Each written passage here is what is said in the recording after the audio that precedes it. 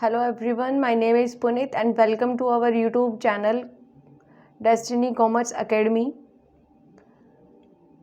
Okay तो हम कर रहे हैं HPSC PGT कॉमर्स के रिगार्डिंग। जैसे कि आप लोगों ने सीरीज़ देखी होगी, अकाउंट्स की जो सीरीज़ हमने अपलोड कर रखी है डेस्टिनी कॉमर्स एकेडमी चैनल पे ही। अगर आपने नहीं देखी तो आप जाके वो सीरीज़ देख सकते हो। और आज हम स्टार्ट कर रहे हैं बिजनेस स्टडी एंड मैनेजमेंट का फर्स्ट लेसन हम स्टार्ट कर रहे हैं, जिसके अंदर हम आपको पूरे जो भी टॉपिक आपके सिलेबस के अंदर दिए गए हैं वो पूरे सारे सिलेबस के टॉपिक जो है वो इंक्लूड होंगे और सारे टॉपिक्स जो है वो क्लियरली आपको करवाए जाएंगे। ओके सो अभी हम स्टार्ट करते हैं HPSC PGT कॉमर्स के रिगार्डिंग। मैनेजमेंट का जो हमारा टॉपिक रहेगा उसके अंदर आता है आपका concept, objective, nature of management as science, art and profession, level, principle of management, general and scientific. Okay so इसके अंदर जो ये सारे जो कंसेप्ट है PGT के रिगार्डिंग आपके मैनेजमेंट के बेसिक से कंसेप्ट है जो कि जिसके बारे में हमें स्टडी करनी है।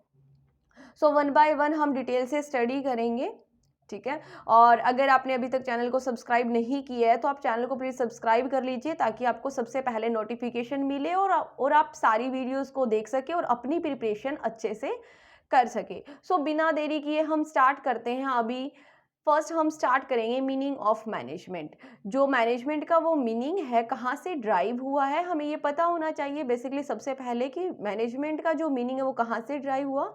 लेटिन वर्ड से ड्राइव हुआ। क्या क्या लेटिन वर्ड से? मैनस प्लस अगियर। मैनस का मतलब क्या होता है बेसिकली? अगर हम मैनस की बात करें तो मतलब होता है बाय हैंड, एंड एगियर का मतलब होता है टू लीड। यानी कि हम ब्रॉडली बोल सकते हैं टू लीड बाय हैंड। यानी कि जब हम कोई भी काम को, कोई भी टास्क को परफॉर्म करवाते हैं किसी अदर पर्सन से, this is called a management. यानी कि मैनेजमेंट क्या होती है? एक आर्ट होती है किसी भी दूसरे पर्सन से काम करवाने का तरीका। और वो जो तरीका होता है, वो जो आर्ट होती है वो डिफरेंट हो सकती है एंड वरी करती है person to person. Like Koontz and Donnell ने बोला, management is a art of getting things done through people in formally organised group. यानी कि किसी भी ऑर्गेनाइज्ड ग्रुप को जब आप कोई इंस्ट्रक्शन देते हो, कोई काम देते हो या टास्क को परफॉर्म करवाते हो, वो किस तरीके से आपको परफॉर्म करवाना है वो हम पढ़ते हैं मैनेजमेंट के अंदर। एक होता है हमारा साइंस, एक होता है आर्ट। क्या डिफरेंस रहेगा? जो साइंस होता है बेसिकली वो बेस्ड होता है लॉजिक पे, एंड जो आर्ट है वो होती है क्रिएटिविटी को आप बोल सकते हो। यानी कि कोई भी अगर आप क्रिएटिविटी करते हो, लाइक अब जैसे कि आपका जो HPSC का मैनेजमेंट का सिलेबस है, अब सभी लोगों को वो सिलेबस मिला हुआ है। जहाँ जहाँ से आप मान लीजिए कोई भी टीचर्स प्रिपरेशन करवा रहे हैं PGT कॉमर्स के रिगार्डिंग, जैसे हम भी प्रिपरेशन करवा रहे हैं PGT कॉमर्स के रिगार्डिंग। हर कोई टीचर के पास सेम सिलेबस है, सेम कंटेंट है, मैनेजमेंट के टॉपिक सेम है, बट करवाने का तरीका क्या रहेगा? अलग अलग रहेगा, डिफरेंट रहेगा। ये नहीं है कि सभी आपको सेम तरीके से करवा रहे हैं, सभी आपको सेम वे से पढ़ा रहे हैं। हर किसी का टीचिंग स्टाइल अलग अलग रहता है। This is called a art. And science क्या होता है? लाइक कोई भी चीज़ लाइक आप लगा सकते हो, जो एक्सपेरिमेंट्स होते हैं साइंस के अंदर वो आप कहीं पे कर लीजिए। वो आप एक प्लेस, जहाँ पर भी प्लेस आप फर्स्ट टाइम कर रहे हो वहाँ पे कर लीजिए, एंड आप अदर लैब में कहीं पर और भी कर सकते हो, वहाँ पर भी रिजल्ट आपका क्या रहेगा? सेम रहेगा। रिजल्ट के अंदर डिफरेंस नहीं होगा। तो वो होता है साइंस बोल दो, यानी कि जो कुछ लॉजिक के ऊपर बेस्ड होते हैं। यानी मैनेजमेंट के अंदर भी हम पढ़ते हैं कुछ प्रिंसिपल्स ऐसे होते हैं जो कि लॉजिक के ऊपर बेस होते हैं, ठीक है। वो हम वन बाय वन करके हम सभी कंसेप्ट की स्टडी करेंगे। और आप साथ के साथ आप नोट्स के अंदर मेंशन करते रहिए, नोट्स आप प्रिपेयर करते रहिए ताकि आपकी जो एक्स्ट्रा चीज़ें हैं वो भी आपकी मिस ना हो, साथ के साथ क्लियर हो जाए। और अगर आपको कहीं पर भी प्रॉब्लम आए या कहीं कोई भी टॉपिक अगर समझ नहीं आ रहा तो वो आप हमें कमेंट बॉक्स में पूछ सकते हैं। नेक्स्ट हम पढ़ते हैं कैरेक्टरिस्टिक ऑफ मैनेजमेंट। क्या क्या कैरेक्टरिस्टिक रहेगी आपकी मैनेजमेंट की? It is a very simple topic that characteristic of a management. Okay first one आएगा यहाँ पे, management also implies skill and experience in getting things done through people. यही जो हमने डेफिनेशन के अंदर पढ़ा है कि हम दूसरे लोगों से काम करवा रहे हैं स्किल और एक्सपीरियंस के थ्रू। हमारे पास क्या स्किल है, क्या एक्सपीरियंस है जिसके थ्रू हम मैनेजमेंट कर रहे हैं या किसी दूसरे लोगों से काम करवा रहे हैं। सेकेंड आता है फिर, management is a process, as you all know management is a process like planning, organising, staffing, directing, controlling. तो ये सब क्या होता है, आपकी प्रोसेस से चल रहा है एक।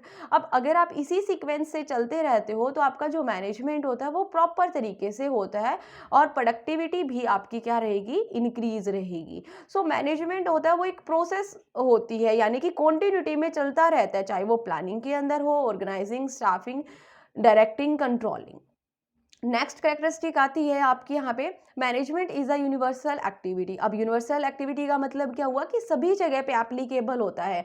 ये नहीं है कि मैनेजमेंट किसी एक जगह पे कोई एक स्पेसिफिक क्राइटेरिया है, सिर्फ ऑर्गेनाइजेशन के अंदर ही अप्लाई होता है, ओनली कोई यूनिवर्सिटी के अंदर ही अप्लाई होता है, कहीं कॉलेज के अंदर, स्कूल के अंदर अप्लाई होता है, ऐसा नहीं होता। जो मैनेजमेंट होता है ये यूनिवर्सल एक्टिविटी है, यानी कि सभी जगह पे अप्लाई होता है। नेक्स्ट अभी हम करेंगे fourth point, characteristic of management. Fourth point is management is science as well as art. So जो मैंने आपको बताया वही है ये, तो कि साइंस क्या होती है, लॉजिक के ऊपर बेस होती है, और आर्ट क्या होती है, डिफरेंट डिफरेंट क्रिएटिविटी होती है। हर किसी पर्सन का तरीका अलग होता है कि वो किस तरीके से किसी अदर पर्सन से काम करवाता है। लाइक कोई पर्सन स्पेशलाइजेशन के अकॉर्डिंग काम करवाते हैं, कोई पर्सन रोटेशन के अकॉर्डिंग, कोई इंसेंटिव बेस। सो वो डिफरेंट डिफरेंट तरीके हो सकते हैं कोई भी काम को परफॉर्म करने के लिए। फिफ्थ वन आता है, मैनेजमेंट इज अ प्रोफेशन, कि मैनेजमेंट क्या है, एक प्रोफेशन भी है। Management is a endeavour to achieve predetermine objective, यानी कि मैनेजमेंट के अंदर हम क्या करते हैं, कोई भी प्री डिटरमाइन जो हमारा ऑब्जेक्टिव होता है, पहले से जो डिसाइडेड है, उस ऑब्जेक्टिव को हम अचीव करने के लिए मैनेजमेंट करते हैं। लाइक आप सपोज कर सकते हो, लाइक अभी आपने पीजीटी कॉमर्स का एग्जाम क्रैक करना है, वो क्या हुआ, आपका प्री डिटरमाइन ऑब्जेक्टिव हुआ। उसको अचीव करने के लिए जो आप मैनेजमेंट कर रहे हो, लाइक आप बैच पर परचेज कर रहे हो, देन आप स्टडी टाइम निकाल रहे हो, फिर आप वीडियोस देख रहे हो, उसके बाद आप प्रैक्टिस करते हो, एमसीक्यू करते हो। सो ये क्या हुआ, एक आपका एक आप मैनेजमेंट कर रहे हो कि आपको किस तरीके से पढ़ना है और किस तरीके से आपको गोल को अचीव करना है, क्योंकि जब तक आप मैनेजमेंट नहीं करते हो तब तक आप इसको अचीव नहीं कर सकते। होप सो यहाँ तक आपको क्लियर है। नेक्स्ट पॉइंट हम करते हैं, seventh point, management is a group activity. Management क्या होती है, ग्रुप एक्टिविटी होती है, जहाँ पे जैसे ऑर्गेनाइजेशन के अंदर बहुत सारे डिपार्टमेंट्स होते हैं और बहुत सारे डिपार्टमेंट्स में बहुत सारे एम्प्लॉयज़ होते हैं, जिनको सभी को क्या करना होता है, हमें मैनेज करके रखना होता है। और ये नहीं है कि कोई एक सिंगल पर्सन सभी को मैनेज कर सकता है। मैनेजमेंट करना एक हमारी ग्रुप एक्टिविटी भी होती है, जहाँ पे हम लोगों से काम करवाते हैं। एट्थ पॉइंट आएगा फिर यहाँ पे, management is a system of authority. Authority को डिस्ट्रीब्यूट करते हैं, उस तरीके से भी हम मैनेजमेंट कर सकते हैं। मैनेजमेंट इन्वॉल्व डिसीजन मेकिंग, यानी कोई भी अगर हमें डिसीजन लेना होता है तो ये भी एक करैक्टरिस्टिक रहती है मैनेजमेंट की, कि डिसीजन हम अच्छे तरीके से ले सकते हैं अगर हमारी मैनेजमेंट अच्छी है तो। Management apply good leadership. Management is a dynamic not static. Twelfth point आएगा यहाँ पे, management is goal oriented. Goal oriented का मतलब क्या हुआ कि एक पर्टिकुलर हमारा गोल है कि हमें क्या अचीव करना है, उसे उसी से रिलेटेड हम क्या करते हैं, मैनेजमेंट करते हैं।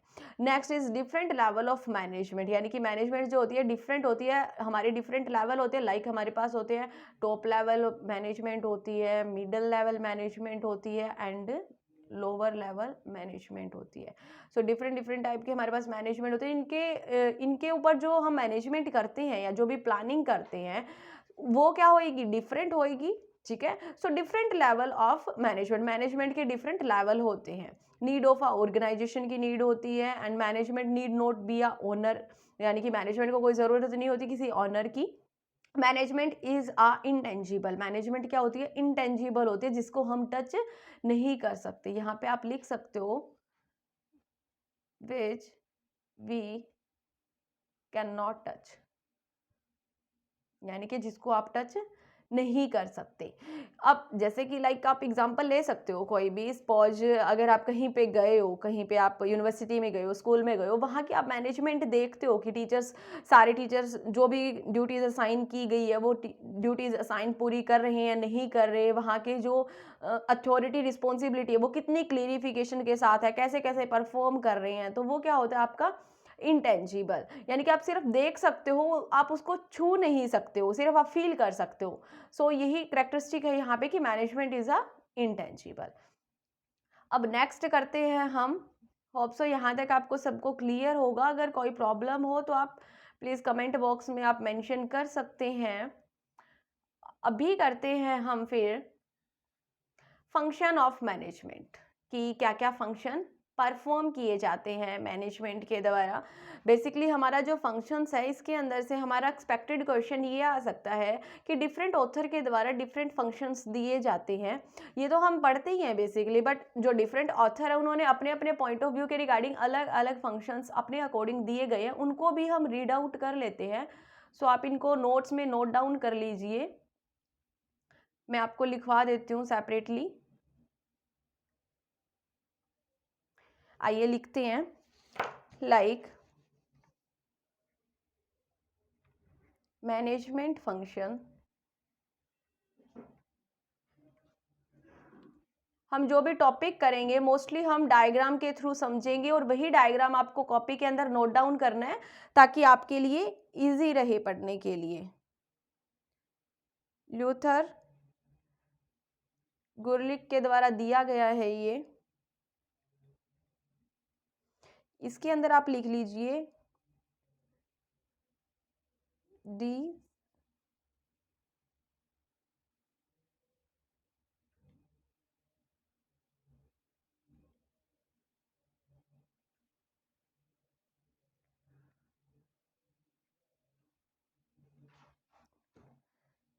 सी ओ आर बी। इसकी फुल फॉर्म भी पूछी जा सकती है पेपर के अंदर। सो पी से क्या बनेगा? प्लानिंग। ओ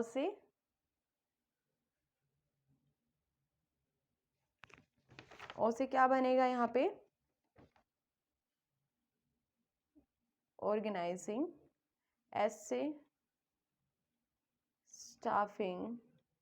डी से डायरेक्टिंग।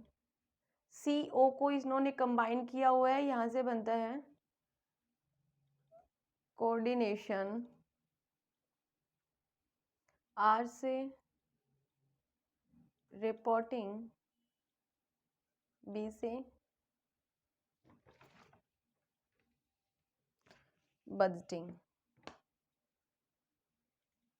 ओके, ये आप नोट डाउन कर लीजिए। नेक्स्ट मैं लिखवाती हूँ अभी आपको। फर्स्ट सेकंड लिखिए Henri fall.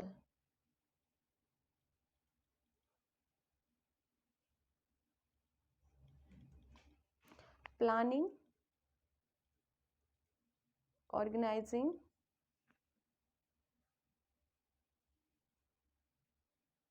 Commanding, coordinating and controlling. Okay, third one लिखिए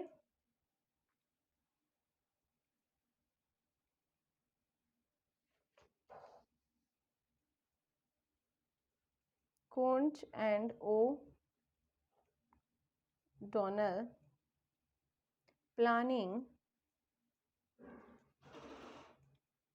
organising, staffing,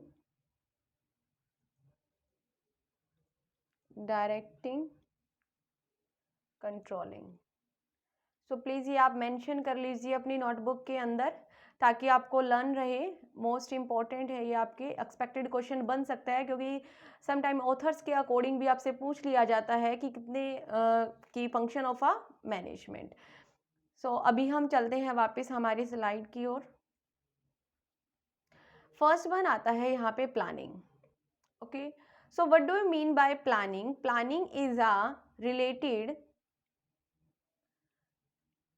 planning is a related with future course of action to achieve the desire result, यानी कि जो हमने सोचा है, जो हमने डिज़ायर है हमारी कि हमें उस रिजल्ट को अचीव करना है, उससे पहले आप क्या करते हो, प्लानिंग करते हो।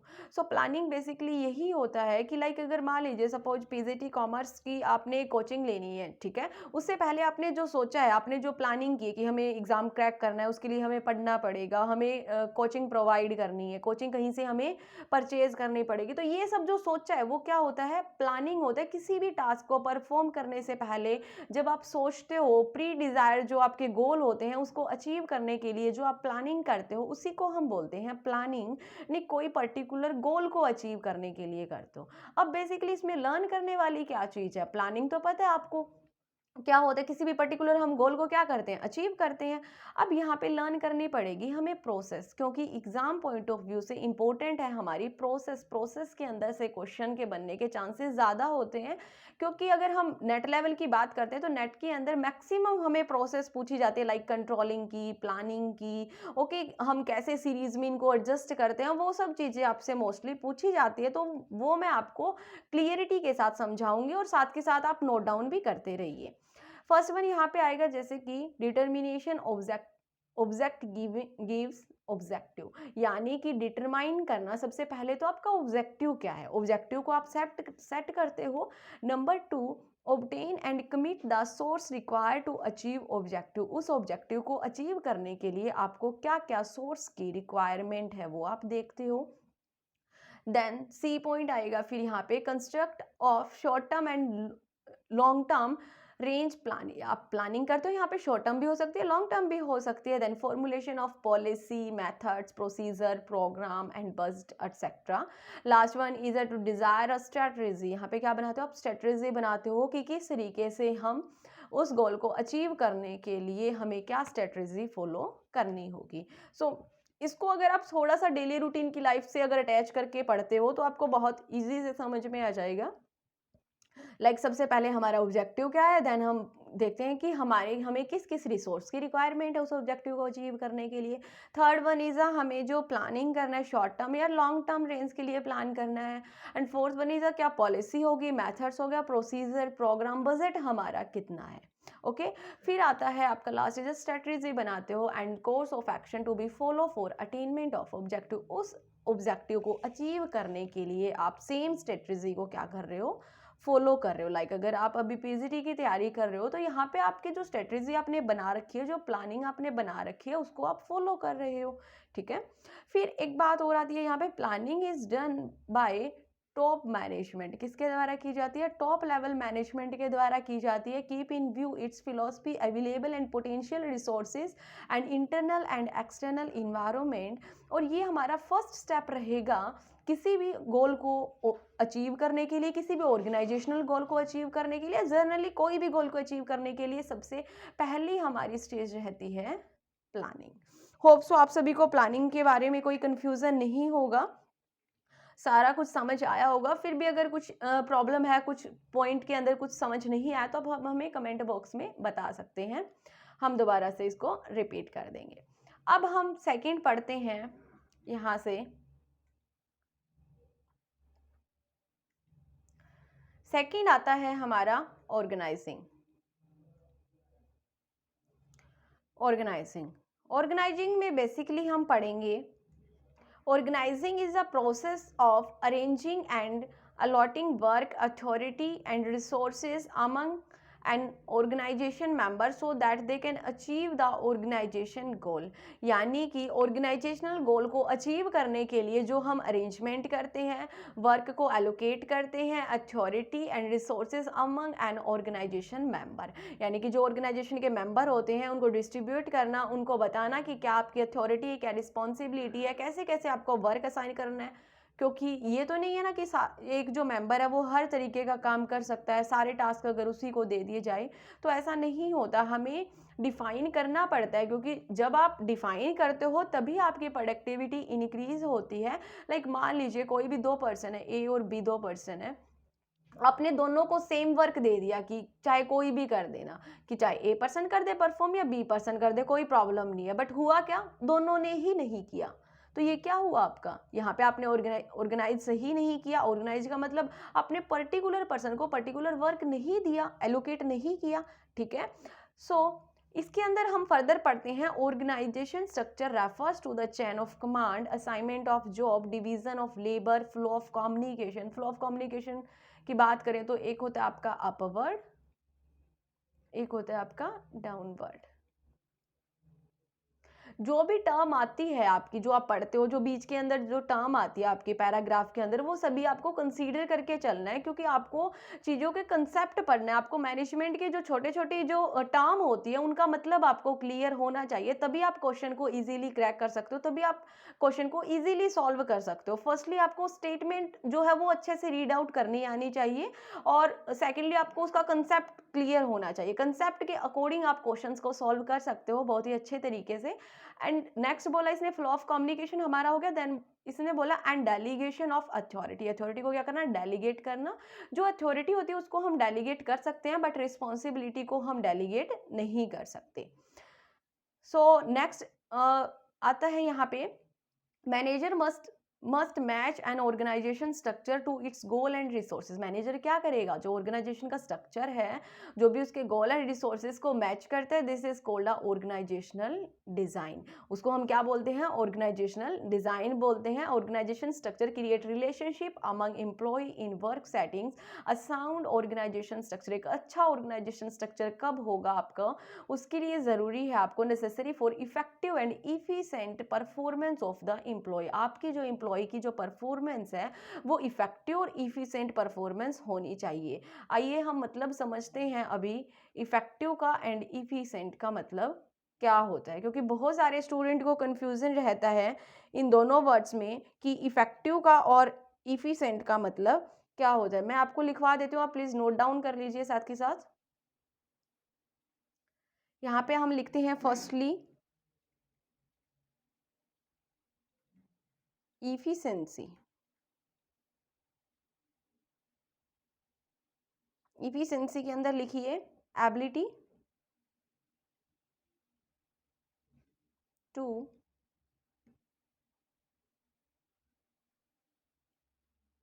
accomplish something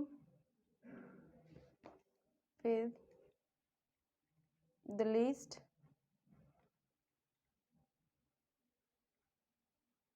amount of wasted time,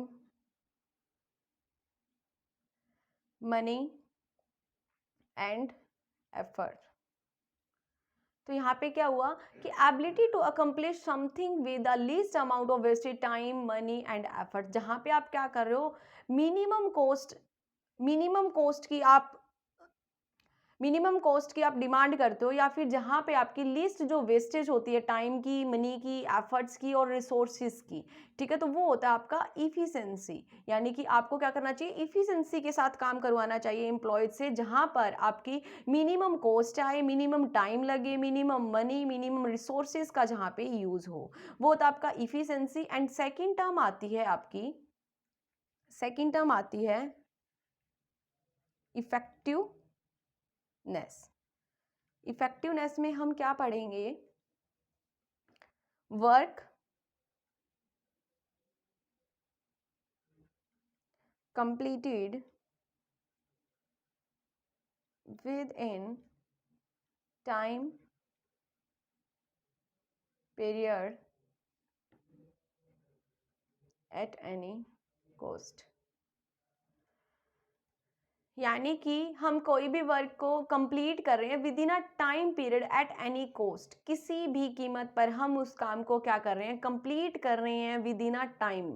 तो ये होता है हमारा इफेक्टिवनेस। दोनों टर्म का होप्स आपको मीनिंग क्लियर हुआ होगा कि इफिशिएंसी एंड इफेक्टिवनेस क्या होता है। हमारी ऑर्गेनाइजेशन के कोई भी ऑब्जेक्टिव को अचीव करने के लिए हमें एम्प्लॉयज से इफेक्टिवली भी काम करवाना पड़ता है और इफिशिएंटली भी काम करवाना पड़ता है। तो ये दोनों टर्म है, ये हमारी मोस्टली हमारी मैनेजमेंट के अंदर यूज़ होती है, और इसके अंदर से क्वेश्चन आने के भी चांसेस ज़्यादा होते हैं, क्योंकि मोस्टली स्टूडेंट्स इन दोनों टर्म के अंदर कंफ्यूज रहते हैं।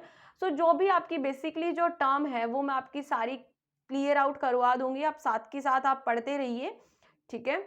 सो हम वन बाय वन करके सारी टर्म को रीड आउट करेंगे और इसी तरीके से एक्सप्लेनेशन के साथ पढ़ेंगे।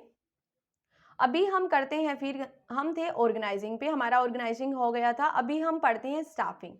स्टाफिंग के अंदर क्या पढ़ते हैं हम? स्टाफिंग के अंदर आप लिख सकते हो right person to right job. क्या लिख सकते हो यहाँ पे? स्टाफिंग के अंदर आप क्या लिख सकते हो यहाँ पे?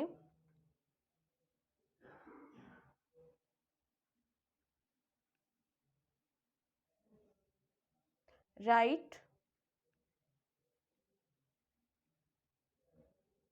पर्सन टू राइट जॉब, यानी कि जो पर्सन सही है या जिसकी क्वालिफिकेशन मैच करती है आपके ऑर्गेनाइजेशनल चार्ट के अकॉर्डिंग, जो भी आपके ऑर्गेनाइजेशन के अंदर वैकेंसी है उसके अकॉर्डिंग अगर जो मैच करती है उसको वहीं पर अपॉइंट करना चाहिए या फिर जॉब देनी चाहिए। जैसे यहाँ पे अगर हम बात करते हैं स्टाफिंग के अंदर क्या क्या लिखा हुआ है, हम पढ़ते हैं।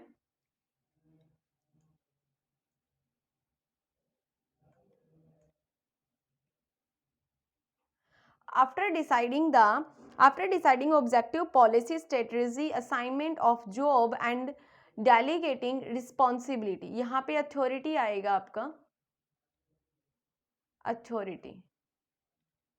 The next important function of management is staffing. Next क्या आता है आपका? स्टाफिंग आता है। अब आपको क्या लर्न करना है? आपको अब ये सब चीज़ें हमें सभी को पता होती है, प्लानिंग में क्या आएगा, ऑर्गेनाइजिंग में क्या आएगा, स्टाफिंग में, बट हमें हमें की पॉइंट देखने हैं कि हम स्टाफिंग के अंदर बेसिकली इंक्लूड क्या करते हैं। क्योंकि अगर हमें हमें क्वेश्चन को कवर अप करना है तो हमें क्लियरली पता होना चाहिए कि किस कंसेप्ट के अकॉर्डिंग क्या क्या चीज़ें हम इंक्लूड करते हैं। अगर हमें ये सब चीज़ें पता होगा तो हमें कन्फ्यूज़न होगा ही नहीं कि ऑर्गेनाइजिंग में और स्टाफिंग में क्या डिफरेंस है, प्लानिंग में ऑर्गेनाइजिंग में क्या डिफरेंस है, प्लानिंग में स्टाफिंग के अंदर क्या डिफरेंस है। ओके, तो हमें इनके कीवर्ड पता होने चाहिए कि किस पर्टिकुलर चीज़ के अंदर हम क्या पर्टिकुलर कंसेप्ट को पढ़ते हैं, ठीक है। क्योंकि आज हम कर रहे हैं, बेसिक कर रहे हैं मैनेजमेंट का कि क्या क्या हमारे जो लेसन्स है, क्योंकि आपका जो प्लानिंग ऑर्गेनाइजिंग स्टाफिंग का पर्टिकुलरली आपके जो लेसन्स है, ओके, जो कि हम आगे आने वाली वीडियो के अंदर करेंगे, कवर अप करेंगे पूरा का पूरा।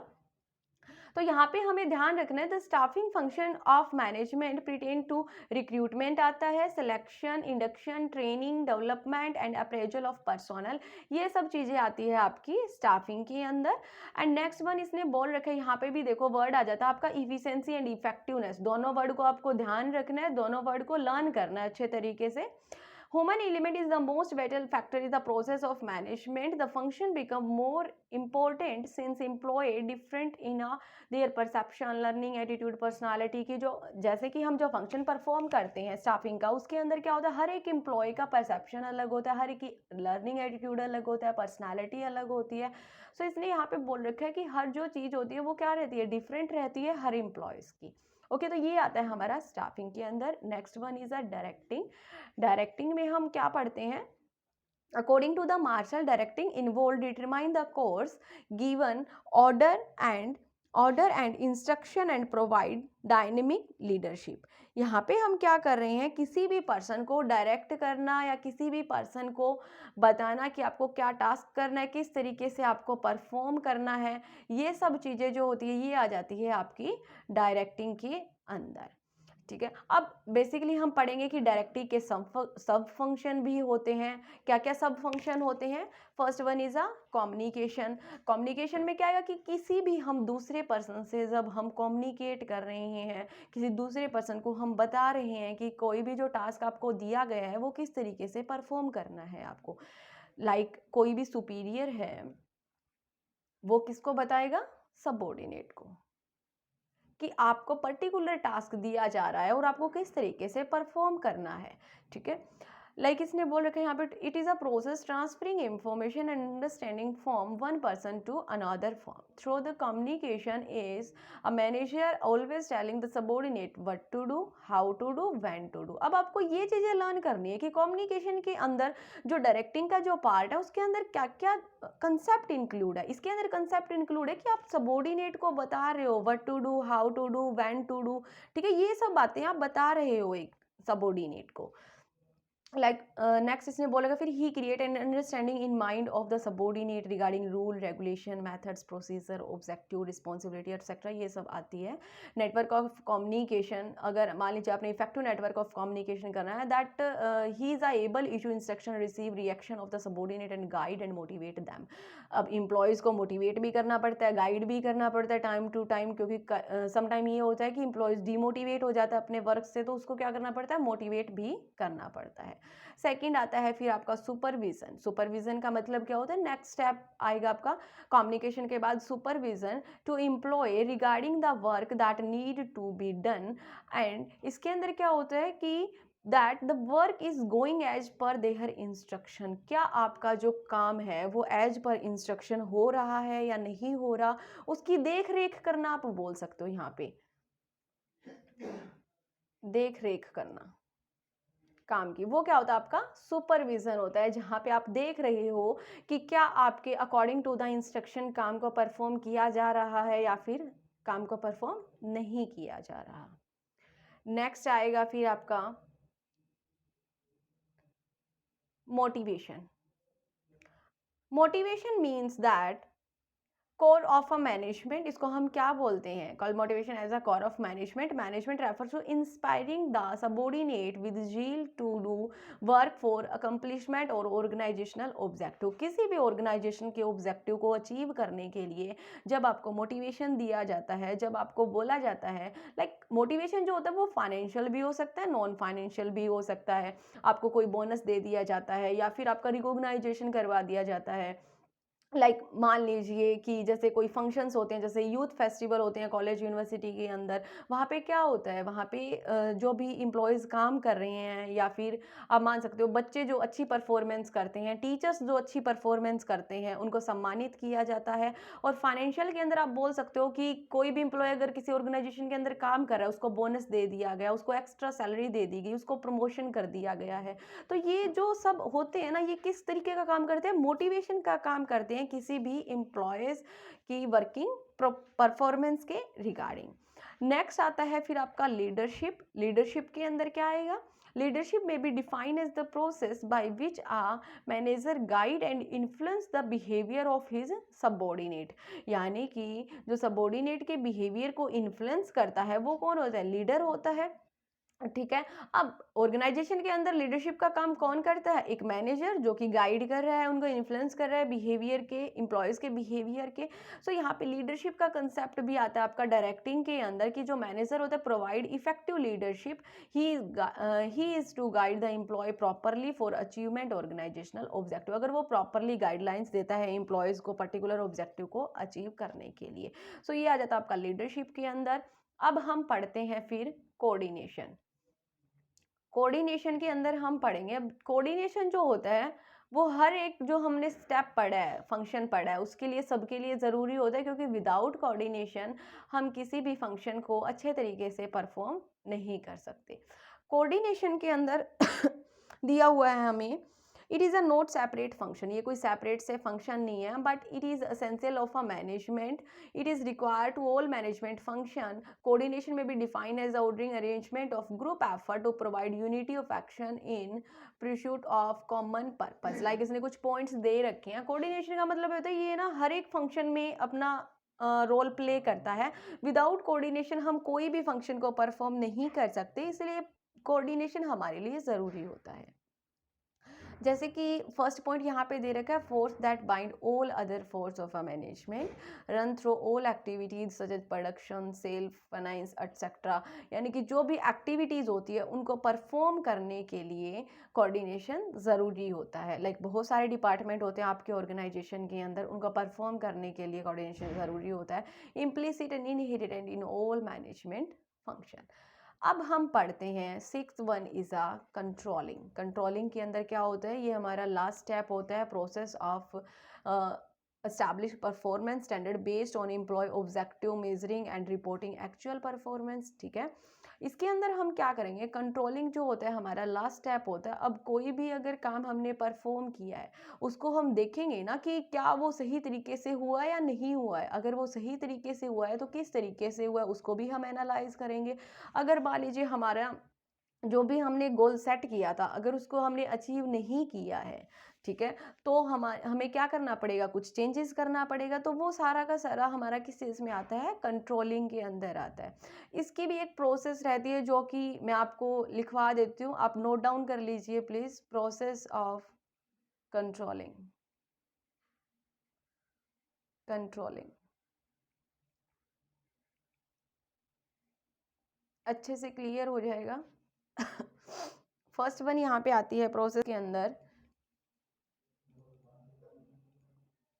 Establishment of standard. यानी कि आप क्या करते हो, पर्टिकुलर स्टैंडर्ड को क्या करते हो, एस्टैब्लिश करते हो। ठीक है, लाइक मान लीजिए कोई भी एम्प्लॉयज़ है, उसका स्टैंडर्ड सेट कर दिया गया कि आप एक दिन में 100 यूनिट को प्रोड्यूस कर सकते हो। ठीक है, तो ये क्या हो गया, आपका एक स्टैंडर्ड हो गया कि आपने एक फिक्स कर दिया है। कहीं पे भी लगा सकते हो, ऑर्गेनाइजेशन के अंदर लगा सकते हो, आपका खुद का आप लगा सकते हो कि आपके अकॉर्डिंग आपका क्या स्टैंडर्ड है, आपको कितने मार्क्स लेके आने हैं, 70%, 80%, 90%। आप स्टैंडर्ड कितना भी सेट करते हो, वो डिपेंड करता है पर्सन टू पर्सन। नंबर 2 पे आता है फिर आपका measurement of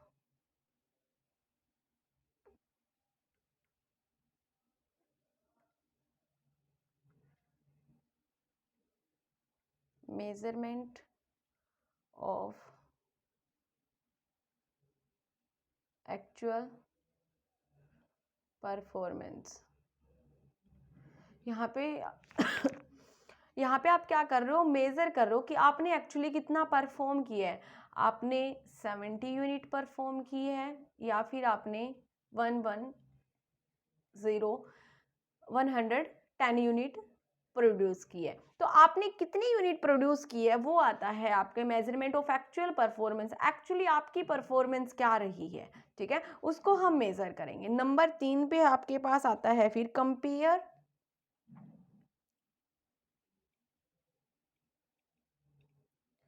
actual performance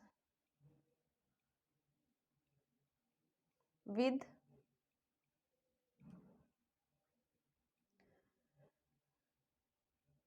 standard performance. यानी कि आप क्या कर रहे हो, यहाँ पे कंपेयर कर रहे हो एक्चुअल परफॉर्मेंस को स्टैंडर्ड परफॉर्मेंस के साथ। स्टैंडर्ड परफॉर्मेंस कितनी थी, 100 यूनिट थी, और आपने कितनी प्रोड्यूस की, मान लीजिए 70 प्रोड्यूस किए। तो आप क्या कर रहे हो, यहाँ पे कंपैरिजन कर रहे हो कि आपका और जो आपने स्टैंडर्ड सेट किया था उसके अंदर क्या डिफरेंसेस है। एंड नंबर 4 पे आप लिख लीजिए टेकिंग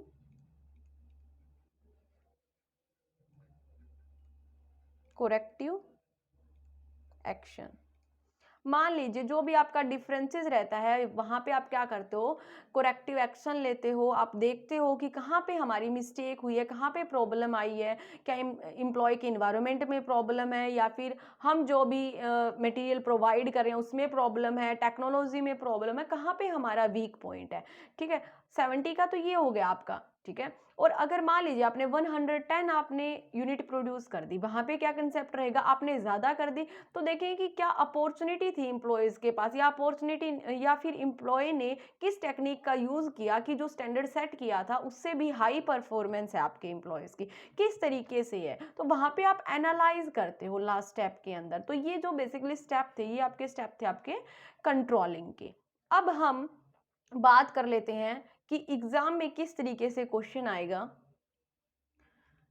देखिए, अब एग्जाम के अंदर आपसे पूछा जा सकता है मैनेजमेंट के फंक्शन, जो कि हमने कर लिए मैनेजमेंट के फंक्शन। अब आप लोगों ने किए तो किसी और ने भी किए होंगे मैनेजमेंट के फंक्शन, ये तो नहीं है कि आप कर रहे हो। ठीक है, बाकी सब भी कर रहे हैं। अब डिफरेंस क्या रहेगा और आपको क्या चीज़ें ध्यान में रखनी है। सबसे पहले हमने पढ़ा प्लानिंग,